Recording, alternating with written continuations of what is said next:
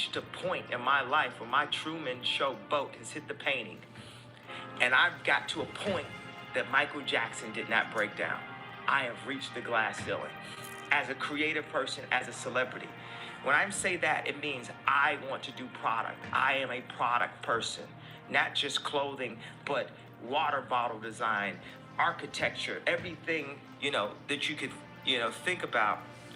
And I've been at it for 10 years. And I look around, I say, wait a second, there's no one around here in this space that looks like me. And if they are, they're quiet as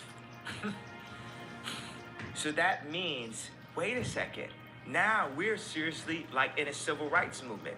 Like people used to joke about, do you remember our South Park photo? Yeah, I do. Remember how funny that was? Do you think there would be a Givenchy in the hood if it wasn't for that South Park photo? Yeah. So many people are just so obvious. They don't even realize that when they box me in or try to verbally put me in some type of box or put Donda in a box, that they're really... But I went from having confidence and arrogance to having faith. And faith is the opposite of fear. And that created this fearless approach that I have. I think very three-dimensionally. I don't think in the black and white lines that I've been programmed to think in. And I think in full color. So when I talk, I have to describe a thought in 5 ways. We enjoy food that has multiple seasoning in it. We enjoy music that has multiple instruments. So when I talk, it's not a rant, it's a symphony of ideas. And when you collect them, you say, oh, these are all these things that connect. Yeah, I just tell the truth. And telling the truth is crazy in a world full of lies. That's simply it.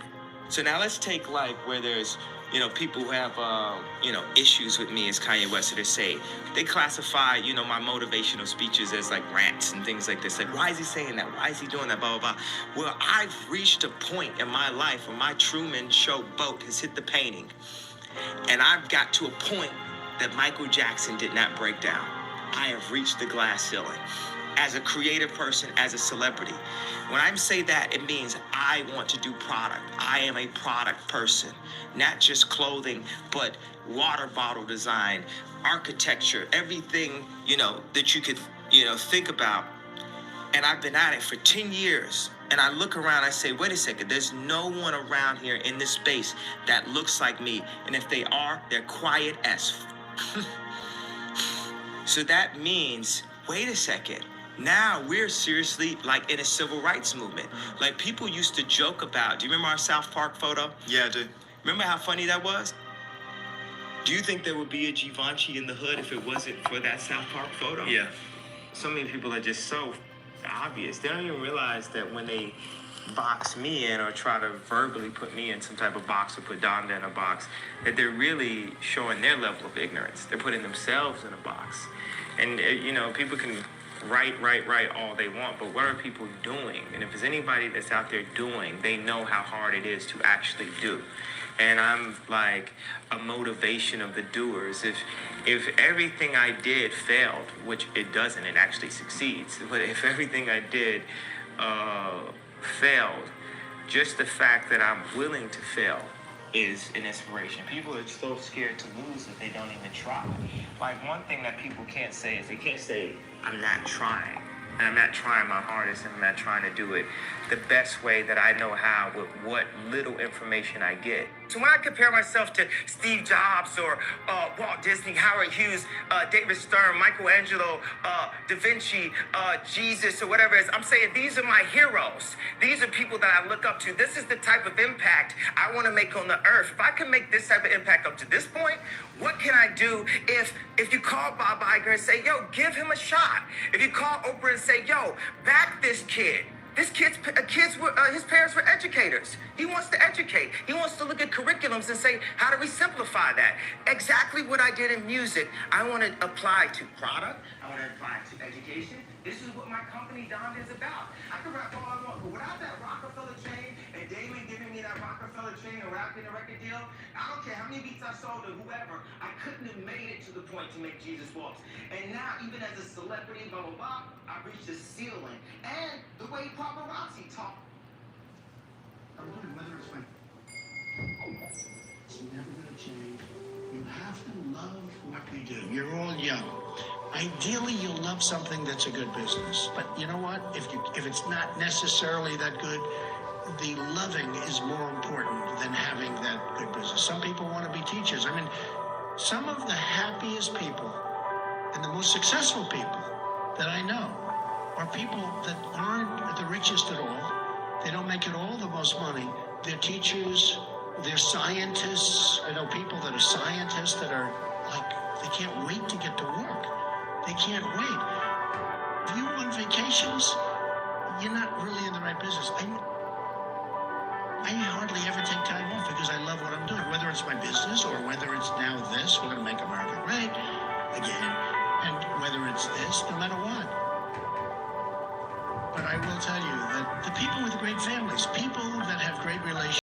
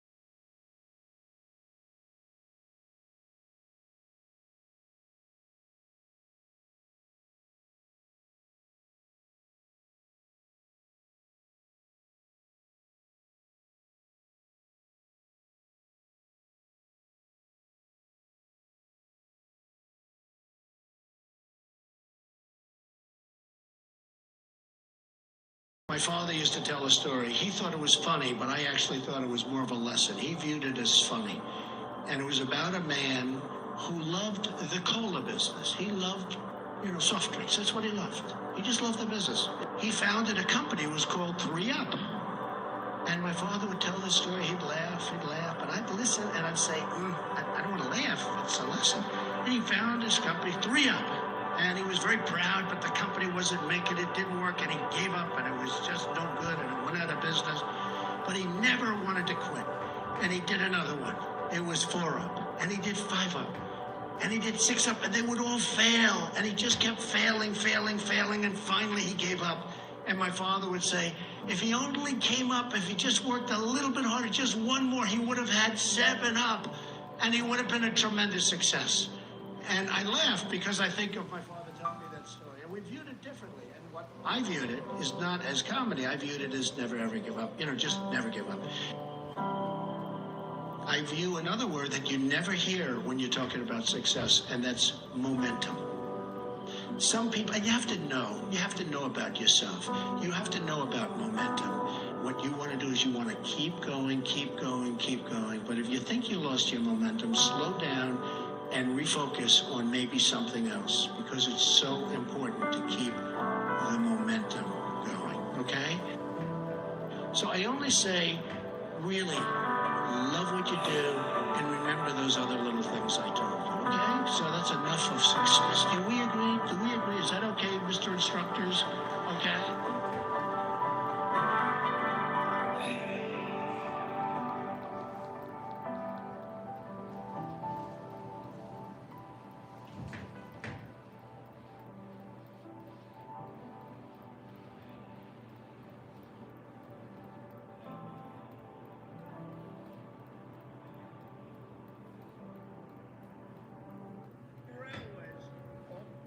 From this day forward, it's going to be only America first.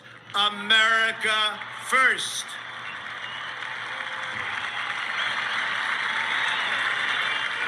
Every decision on trade, on taxes, on immigration, on foreign affairs will be made to benefit American workers and American families. We must protect our borders from the ravages of other countries making our products, stealing our companies, and destroying our jobs.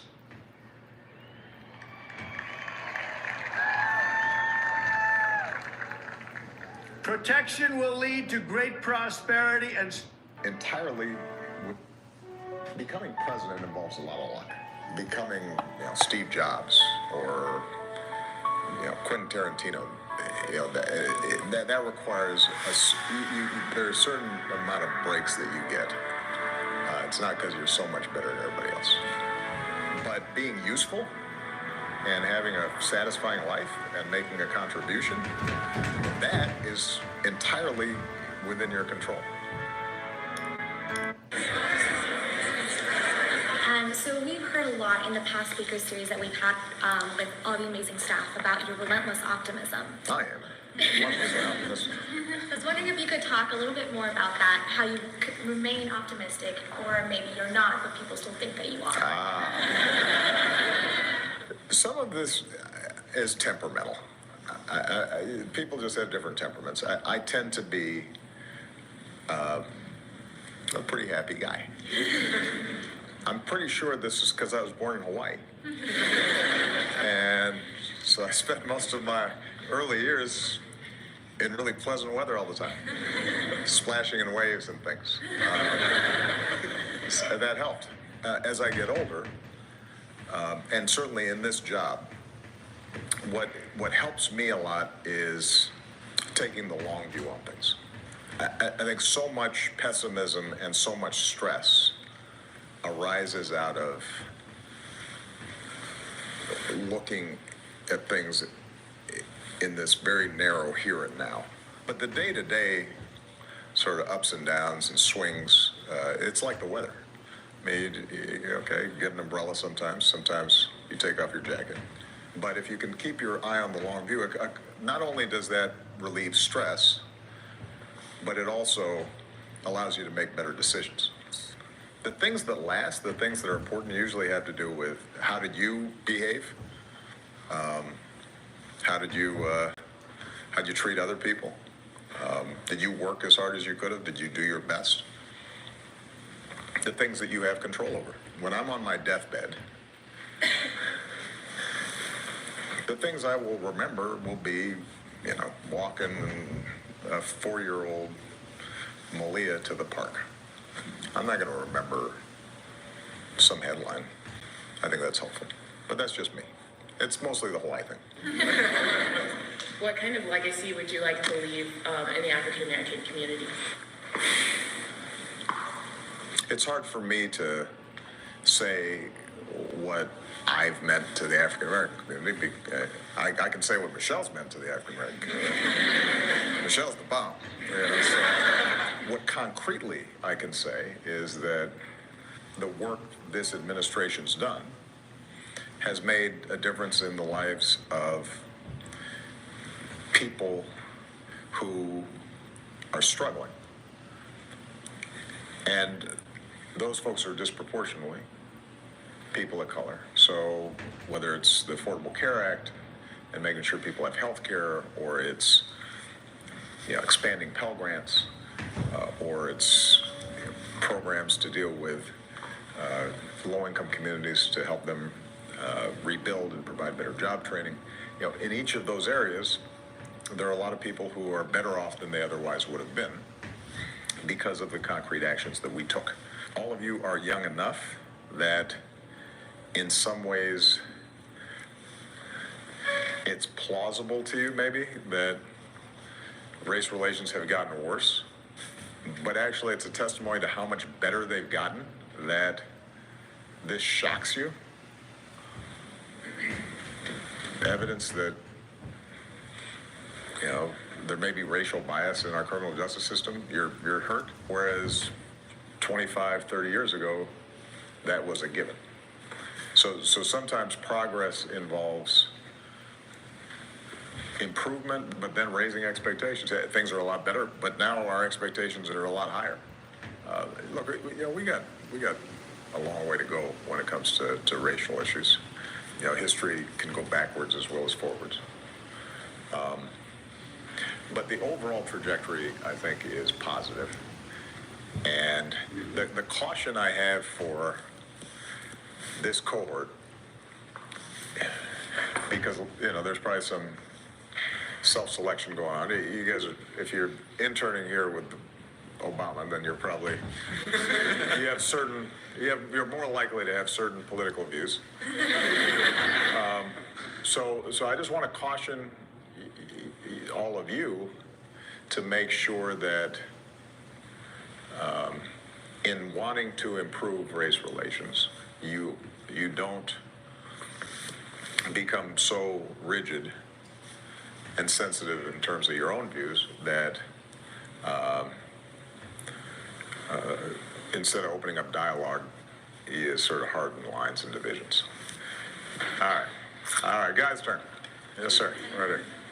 How do you deal with, knowing when to compromise? How have you learned how to compromise and how to more or less stick to your guns?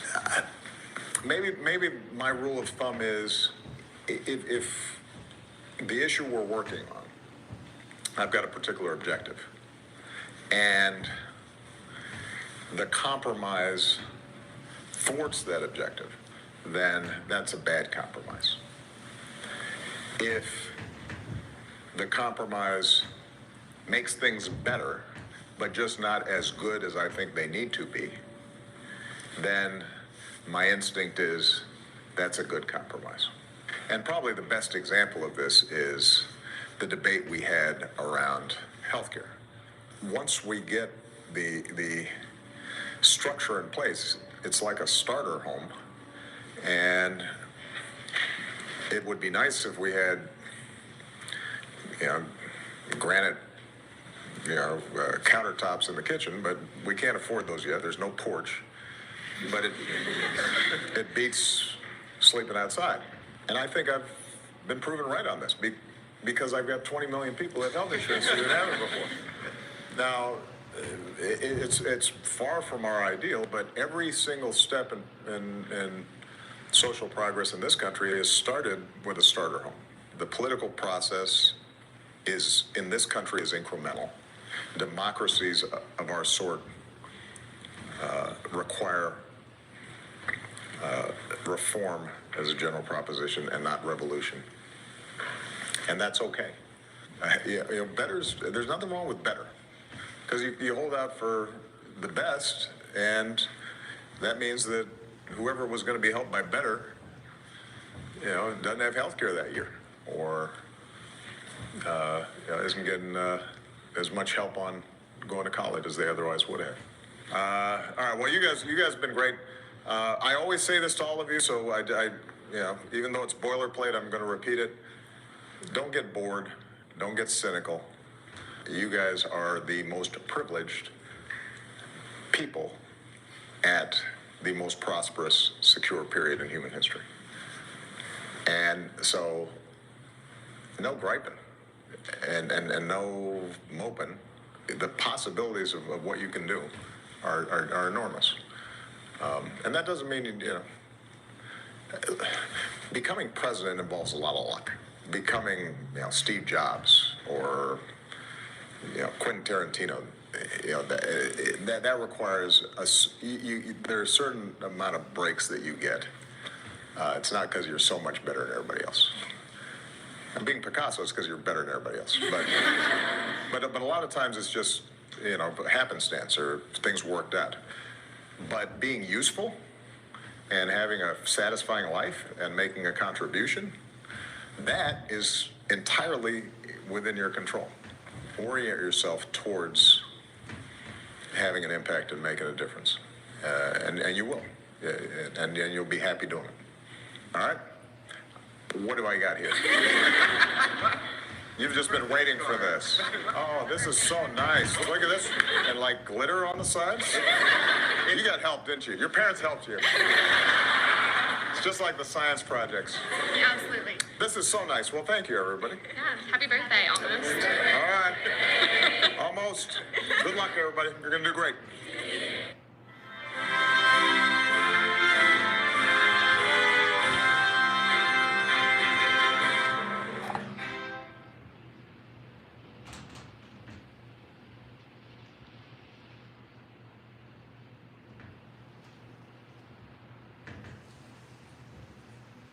It's the opportunity to be an outsider. Embrace that label. Being an outsider is fine. Embrace the label. Because it's the outsiders who change the world and who make a real and lasting difference. Remember this, nothing worth doing ever, ever, ever came easy.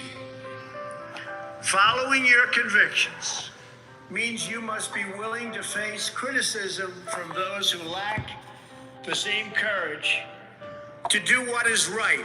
And they know what is right, but they don't have the courage or the guts or the stamina to take it and to do it. It's called the road less traveled. I know that each of you will be a warrior for the truth, will be a warrior for our country and for your family. I know that each of you will do what is right, not what is the easy way, and that you will be true to yourself and your country and your beliefs. In my short time in Washington, I've seen firsthand how the system is broken. A small group of failed voices who think they know everything and understand everyone want to tell everybody else how to live and what to do and how to think. But you aren't going to let other people tell you what you believe, especially when you know that you're right. We don't need a lecture from Washington on how to lead our lives. I'm standing here looking at the next generation of American leaders. There may very well be a president or two in our midst. Anybody think they're going to be president? Raise your hand. In your hearts are inscribed the values of service, sacrifice, and devotion. Now you must go forth into the world and turn your hopes and dreams into action. America has always been the land of dreams because America is a nation of true believers. In America, we don't worship government, we worship God.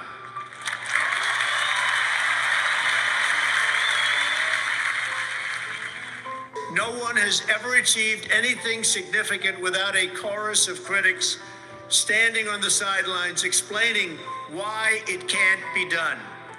Nothing is easier or more pathetic than being a critic, because they're people that can't get the job done. But the future belongs to the dreamers, not to the critics. The future belongs to the people who follow their heart no matter what the critics say, because they truly believe in their vision. Thanks to hard work, great faith, and incredible devotion, those dreams have come true. You start small, pursue a big vision, and never, ever quit. You never quit. If I give you one message to hold in your hearts today, it's this: never, ever give up. There'll be times in your life you'll want to quit, you'll want to go home. Just never quit. You're going to be successful. I've seen so many brilliant people. They gave up in life. They were totally brilliant. They were top of their class. They were the best students. They were the best of everything. They gave up. I've seen others who really didn't have that talent or that ability, and they're among the most successful people today in the world because they never quit and they never gave up. So just remember that. Never stop fighting for what you believe in and for the people who care about you. Carry yourself with dignity and pride. Demand the best from yourself and be totally unafraid to challenge entrenched interests and failed power structures. The more people tell you it's not possible, that it can't be done, the more you should be absolutely determined to prove them wrong. Treat the word impossible as nothing more than motivation. Relish the opportunity to be an outsider. Embrace that label. Being an outsider is fine. Embrace the label. Because it's the outsiders who change the world and who make a real and lasting difference. The more that a broken system tells you that you're wrong, the more certain you should be that you must keep pushing ahead. You must keep pushing forward. And always have the courage to be yourself. Most importantly, you have to do what you love. You have to do what you love. I've seen so many people, they're forced through lots of reasons, sometimes including family, to go down a path that they don't want to go down, to go down a path that leads them to something that they don't love, that they don't enjoy. You have to do what you love, or you most likely won't be very successful at it. So do what you love. America is better when people put their faith into action. As long as I am your president, no one is ever going to stop you from practicing your faith or from preaching what's in your heart.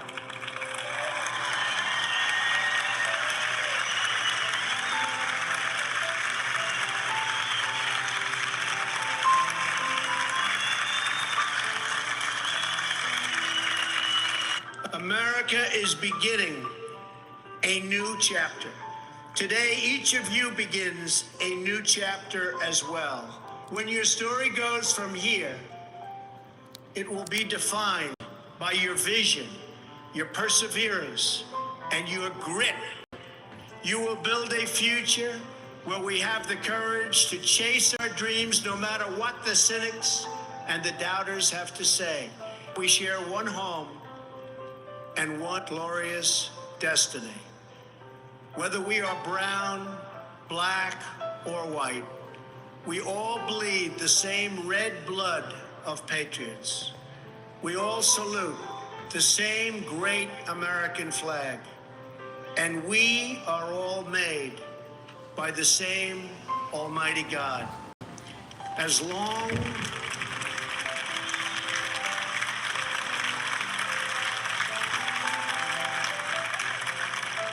as you remember what you have learned here at Liberty, as long as you have pride in your beliefs, courage in your convictions, and faith in your God, then you will not fail.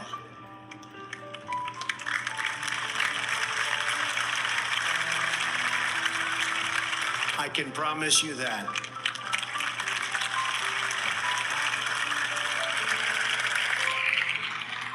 It's been a great honor for me, and I want to thank you, the students. I also want to thank you, the family, for getting them there. And I want to thank and congratulate Liberty. May God bless the class of 2017. May God bless the United States of America. May God bless all of you here today. Thank you very much. Thank you.